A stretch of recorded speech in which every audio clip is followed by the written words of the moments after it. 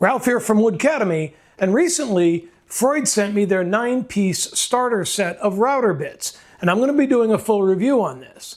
But you'll also notice it's in a brand new packaging, and that's what I wanted to talk about today real quick. It's a beautiful package. It's a clear plastic top, black bottom. On the bottom there's a card that shows you all the different bits in it and what they do, what the cuts they make. Those same symbols are on both sides of the box to show that off. Now, I can open it by undoing the side clips. This whole piece comes off, but here's the cool part.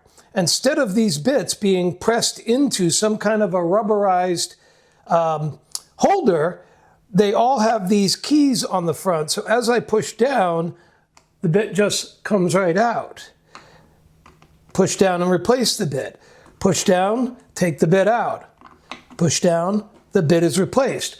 The bits themselves aren't going to come out unless you push the key down and take the bit out. It's a really nice new kit, a nice way of storing.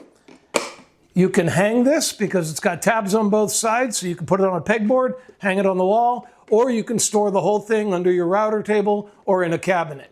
Great new packaging from Freud, and I'll be doing a full review of this kit coming up soon.